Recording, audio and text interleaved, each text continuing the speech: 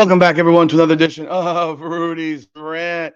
Instant reaction to the Indiana Fever 94-86 win over the Dallas Wings. Whew. Woosah. My goodness. A win is a win is a win is a win. But God damn it, it would not be the Indiana Fever if they did not completely blow a 23-point lead. Unreal. and before before we even jump in, you are prohibited from slandering Natasha Howard. She made big plays in the final 3 minutes. Give her flowers. I'm just saying, people go after her like crazy. You don't have to like her, but man, she gets a steal off of a missed free throw by Kelsey Mitchell. She makes a driving layup. Then she gets a pump from the wing, drives to the paint, hits a shot, gets fouled, makes the free throw, and that pretty much iced the game. See, you can't even get. She was fifth. I don't know what you want from that woman. She had 15 points, 13 rebounds, 4 assists, and 3 steals. She was 6 of 9, dude. Come on, 3 of 3 from the line. What do you want from the woman? Like, I don't know what y'all want from that woman at some point. She made mad plays at the end, and you can't even give her credit. I'm not surprised. Kelsey Mitchell, 32 points, 7 assists, 3 rebounds, 11 of 17, 4 of 6 from 3. Aaliyah Boston, 21 and 6, 9 of 14. They played Michaela Timpson, man. She had 3 points, 2 rebounds, 14 minutes. The bench had 10 points total. But holy crap, what is it with Paige Beckers leads Dallas with 27, 9 of 18, 6 assists. Arike Gumbawale continues to suck, in my opinion, 15 points. But God, she is trash. Trash as fuck, in my opinion. Dallas Wings tied this game at 82. Dallas tied this game at 82.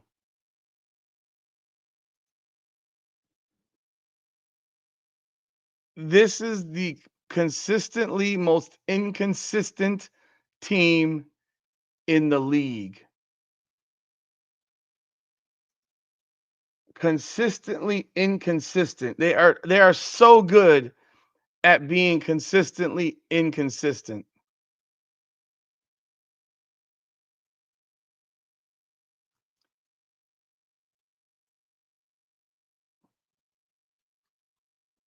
I'm just looking at some of y'all comments here. I hope you have the energy that you brought Ben Daniel tonight.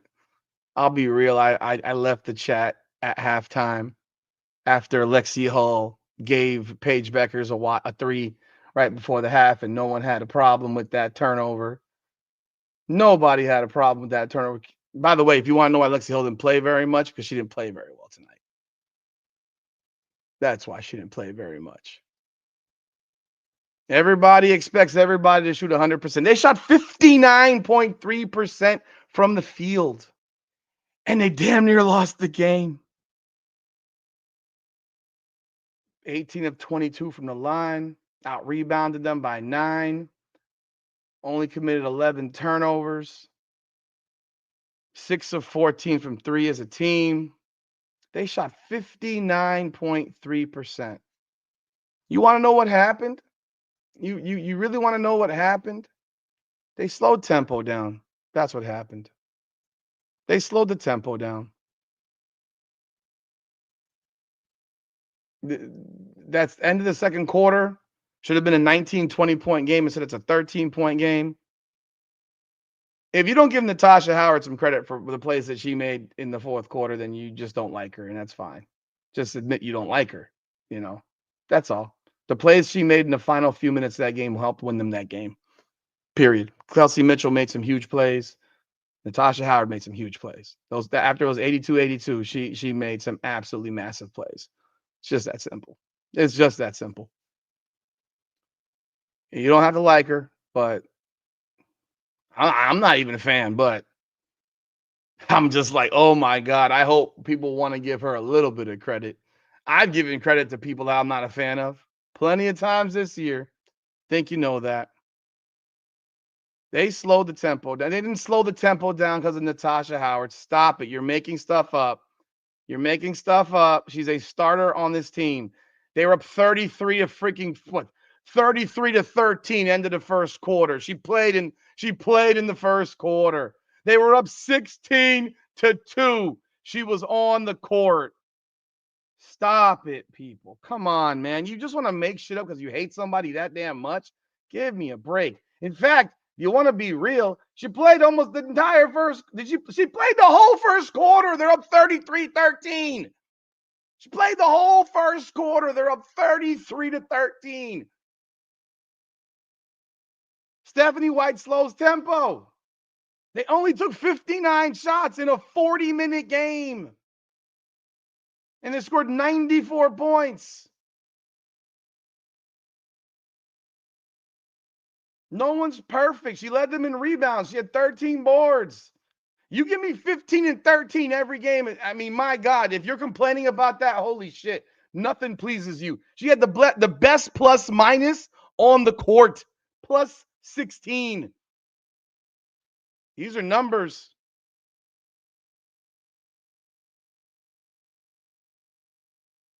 Those are the numbers. You don't like numbers? I mean, Sydney Colson, thank God Almighty.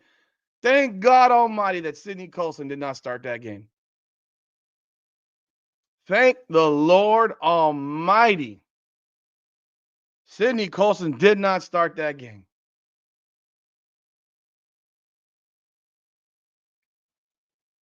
She was 6 of 9, Tanya Williams. 6 of 9. 6 of 9. So how many easy shots did she miss? She shot 67% from the field. How many easy shots did she miss? Were all 3 of her shots easy misses? Are you tracking Aaliyah Boston's misses? Are you tracking Kelsey Mitchell's misses? Are you tracking Lexi Hall's misses or anybody else's misses? Come on, man. See, you can't even be happy. You can't even be happy. You can't even give the woman a little fucking credit. It's weird. I presume most of y'all are Indiana fans. Shit. Shoot, man. Give her the credit she deserves. She played well today, man. I know she missed one wide open layup. Oh, well. She also made a real tough driving layup on a fast break. I'm like, oh my God, it went in.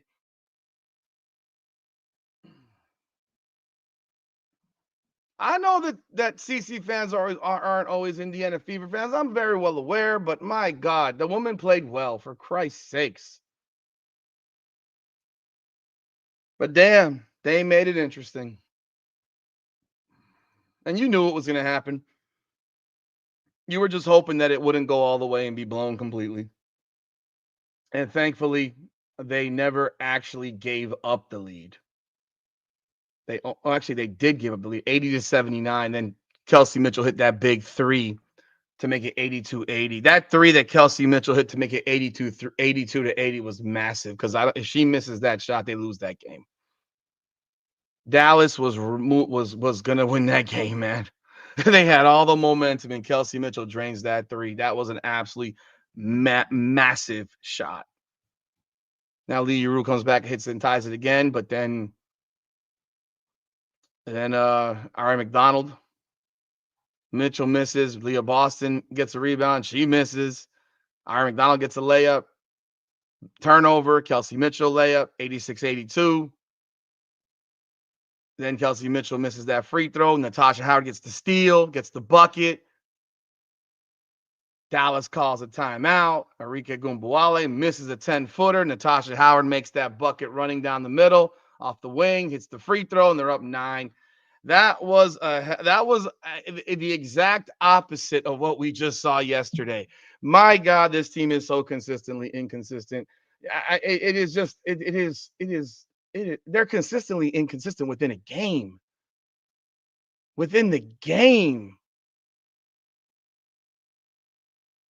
that they're consistently inconsistent within a game to game and within a game. It's crazy to watch how they can find a way to turn off what worked. You had 56 points at halftime, and the offense just fades in the third tonight. Fades. The defense starts doing nothing and just craziness watching the lead just disappear. You know, they're up 56-43, and next thing you know, it's 62-59.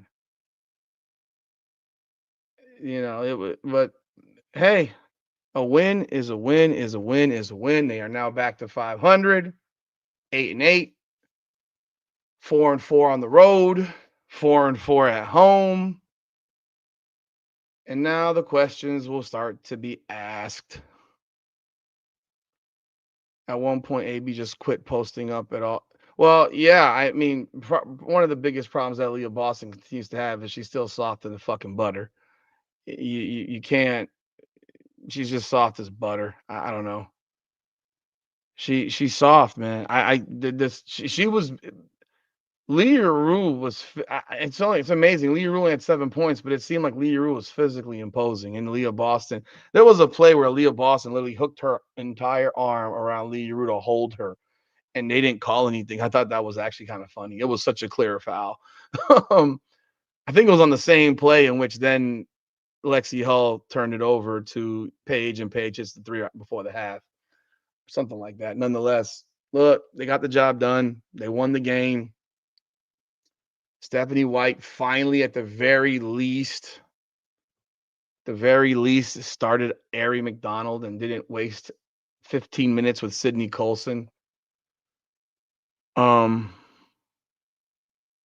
it was not anyone. They blow leads. It's what they do. They've consistently blown leads this season. I did it my video today. They've blown 6 fourth quarter leads. In their 8 losses, 6 of those games they led in the fourth quarter. Ari's going to start. I think we all know now going forward that Ari McDonald's going to start. Hey, all y'all should be absolutely flipping thrilled that Michaela Timpson got 14 minutes and Bree Turner didn't play, and Timpson 3 points, 2 rebounds, 1 steal, 4 fouls. Okay. Pretty much what you would expect, because I don't know if some of y'all expected her to go score 12 points and get 8 rebounds and stuff like that. I gotta wonder. I think you probably do believe that, but some of y'all do at least. But yeah, I mean, did what she could. I don't know what people expected from her. I don't know what people expect from her, because she gave you what pretty much I think is what Bree Turner would give you in 14 minutes, which is virtually nothing. She played good. She played like a rookie. She looks like a rookie. She's yeah. So anyhow, they are now 8-8. They are off until the 1st against the Lynx in the meaningless Commissioner's Cup. If I see Caitlin Clark on the floor, if I see Caitlin Clark on the floor for that game, I'm gonna fucking break my TV. If I see her on the floor in that game, I'm gonna break my TV. They better not play her in that meaningless ass game that does not count. They better not play her in that meaningless ass game that does not count. The next game after that is the third.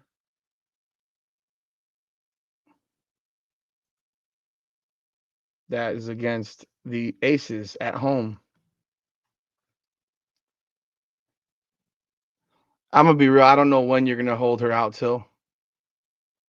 Appreciate you, Iduusu. Yeah, I think everyone probably nearly crashed out when they tied the game.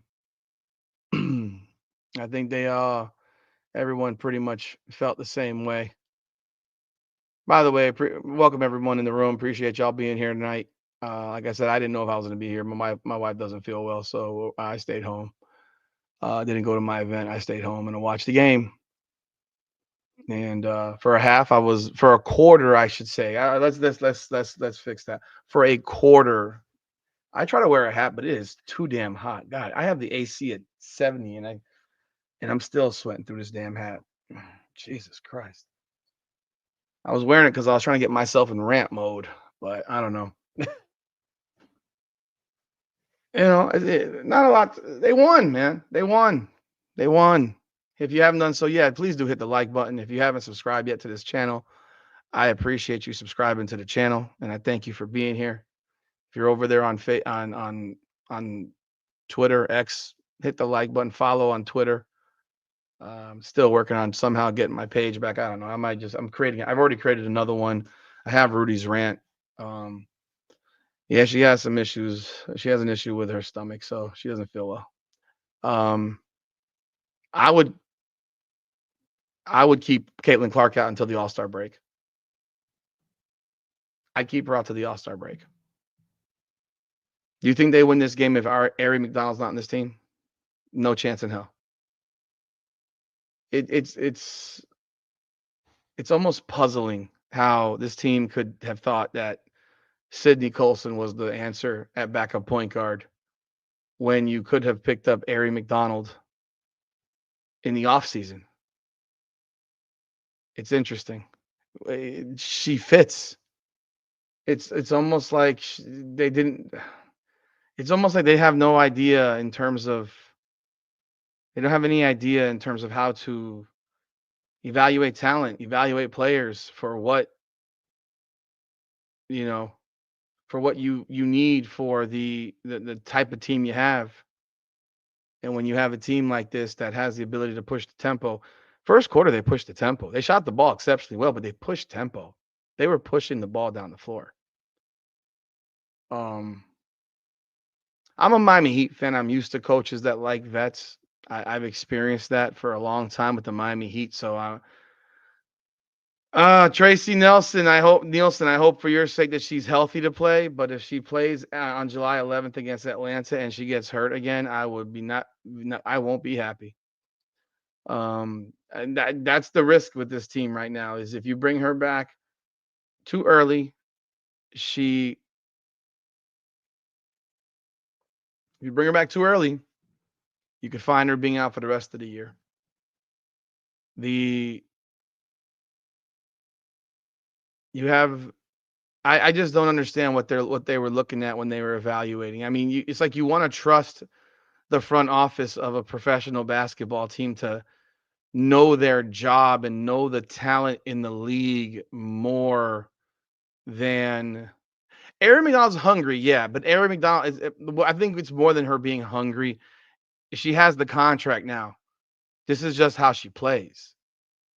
It's just how she plays. It's like I said it yesterday in the live, and I don't know if people remember that, but I said it in the live yesterday. It's about like players in the WNBA or in the NBA for that matter. I mean, in high school, they were typically the best players on their team, the best player on their team.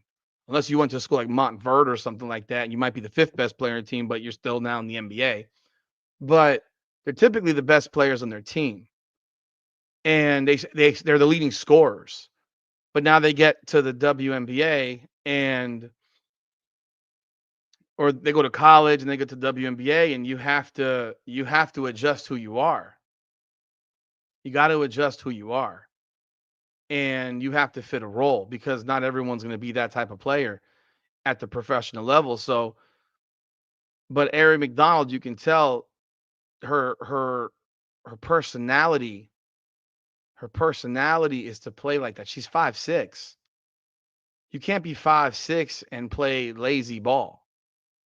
You can't be 5'6" and lazy. If you're 5'6" and lazy, you're not in the league. No one, damn sure wouldn't have been a top draft pick. So you can't be a 5'6" person who's lazy. You have to be a 5'6" person who's balls to the wall all game long. You know, anyone asks about the playoffs, of course they can make the playoffs. They're 500 right now. They're like an 8 seed right now, 8, 9 seed, whatever. There's plenty of time to make the play. There's plenty of time. Are they going to be a top 4 seed? Probably not. But can they make the playoffs? Can they make a run? Absolutely. It all depends on how the team comes together. How the team comes together. You have to keep pushing tempo. The tempo can never stop. The tempo can never stop. You have to constantly be on the move. If you're not on the move, this team cannot run half court offense by now. I think people see that.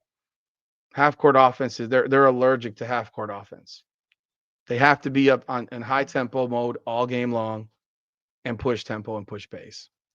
If they don't push pace, you see what happens.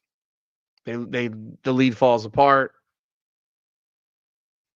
I didn't look to see how many turnovers they committed when they blew the lead, because usually when they blow leads, it goes hand in hand with turning the ball over.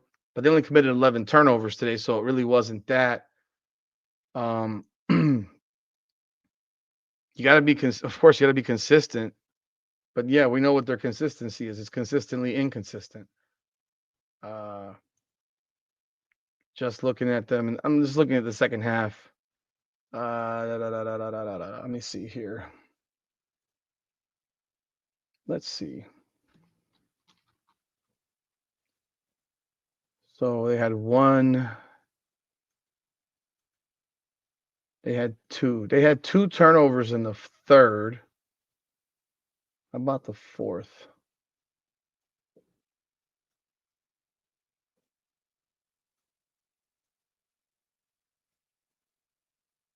They had 3 turnovers in the fourth. So they committed 5 turnovers in the second half. They committed 6 in the first half. I mean, I don't know. I think what you got is you had Dallas gets a little hot and they started feeling themselves, because I think the first half Dallas was horrible. They were horrible, especially the first quarter was so bad. They recovered to have 30 in the second quarter. Again, that's just you slowing the tempo down. You're getting lazy defensively. No, but again, back to Ari McDonald. Ari McDonald is I mean, if we're gonna Ari McDonald, her style of play is just of critical need for this team. If we're gonna judge, look, I don't like Stephanie White, but if we're gonna judge coaches based on blowing 20-point leads and winning, someone should call Tom Thibodeau, homeboy in Boston, whatever the fuck his name is. I forgot what his name is. The Boston Celtics and Doc Rivers, because they all blew double-digit leads in the fourth quarter to the Indiana Pacers in the playoffs. All of them blew them. Hell, you could actually call the coach for the Oklahoma City Thunder, because they blew game 1 up 17 points. So I don't know that you can judge Stephanie White for a lot of things, but blowing the lead and them winning, I blame her for lots of stuff. I think she's a shitty ass coach. I think she's just awful, but it's not based on them blowing leads. It's based on a lot of other things. It's based on the offense that they run. It's based on the fact that you scored 94 points and you only took 59 shots. You shot 59% from the field, and you only won by 8 against a team that shot 43% from the field. And I'm looking at the overall. I mean, they only committed 3 more turnovers than Dallas, but Dallas got 4 more offensive rebounds. The free throws are very, very similar. The fouls are similar. I'm not. They got 9 extra shots. They hit the same amount of threes. It was only 4 free throws more. Yeah, I mean, there was the extra shots from the offensive boards and the turnovers. That's really what it was. You know. The Sophie Cunningham, yes, I noticed she sits in the corner. She does exactly what Lexi Hull does. She sits in the corner. That's a shitty offense. That's where I blame coaching. When I look at shit like that. When I look at who where they're standing, when I look at all those things, I look at all these things. I mean, I think having players just stand in the corner is useless. And it's par for the course for no, absolutely. You can blame her for slowing pace. That's what I think is trash. Slowing pace, no adjustments. I'm not going to sit here and complain about and say that she's a bad coach because they blow a lead. Blowing leads is I've seen. I mean, hell, is Sandy Brondello a bad coach because they blew a big lead against Indiana? No. I hate the offensive standing in the corners. It's trash because it just shows no ability to make a change. So, for example, you can stand in the you can start off in the corner. You can start off in the corner, but you should be able to move with the ball. So, for example, if you're just standing there, your defender just can basically ignore you. They just have to have one eye on the ball and eye on you, but that's not hard.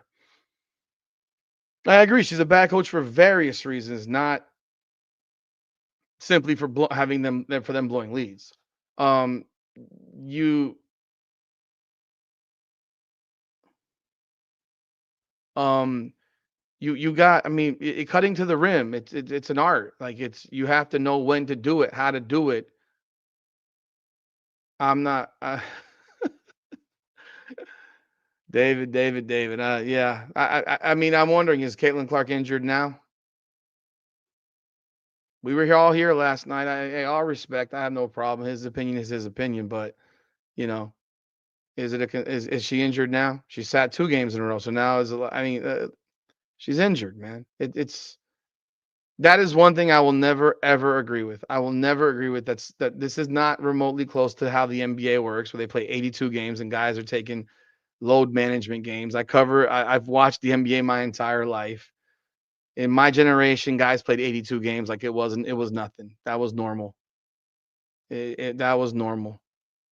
And I have, yeah, this shit now where they do load management. They tell you to your face they're not playing. So it's not like they're hiding injuries. Like they're not hiding injuries. They're taking the not. I mean, they're telling you flat out we're not playing.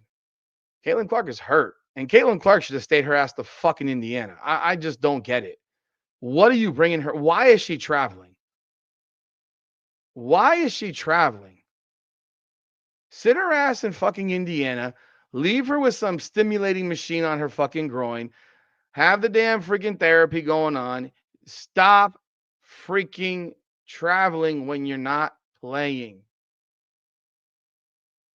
Stop going to games. Like NBA players, when they're injured and they're going through therapy, do not go to, they don't travel. There's no point. Fuck autographs. Fuck the other team's fans, man. I don't care who's there. I don't give a shit. What the fuck are we doing? So people can see her? Fuck them. You're in another city. Who gives a shit? Why is she traveling? Are you afraid of a fucking? No, you have no idea. Yo, you fucking dumb, bro. Like, bro, seriously, are you just here to troll me again? Because I'll make it be a short night, dude. Like, I'm not in the mood. NBA players, when they're injured, do not travel. Period. Are they afraid of the plane tickets? No, it's because they're going through therapy. They're getting treatment in their building. You can't get treatment while you're on a freaking plane or in some hotel spa. You're with your trainers. in your building. That's literally what goes on. Oh, God. You know what? I'm not going to. None of y'all watch the NBA, clearly. None of y'all watch the NBA, clearly. Those of you who are sitting here saying it's just, it doesn't matter. She's not in a wheelchair. What does that mean? What does that mean? It don't mean dick. If you watch the NBA players do not go on the road when they're injured. Period. They stay the hell at home. They stay home. Of course she's going to want to go because women are different, man. She's different. NBA players, fuck that. I'll stay in my bed. I'll sleep in my bed. Oh, man, whatever. Okay. I don't care if she sprained her freaking toe. Like, you're not hearing me. You're not hearing me. Yeah, you're right, Johnny Dove. I'm trying to rationalize with people who are irrational. You don't watch basketball in the NBA if you freaking think that this is normal to go to games on the road constantly, jumping up and down, having all the histrionics and all that shit while you're on a pulled groin. Pulled groins don't stop you from walking. Pulled groins prevent you from going laterally, from running, all that shit. That's what a pulled groin does. It's not your.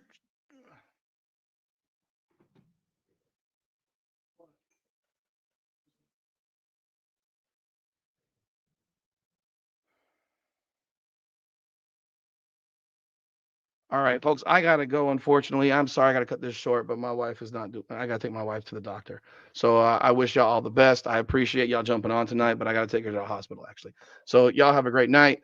Sorry I'm cutting it short, but I gotta go. Okay, y'all have a good night. Appreciate y'all jumping on. Like the video, subscribe to the channel. Again, my apologies. I'll be back on Sunday for Sunday Night Heat. Hey, I'll have a good night.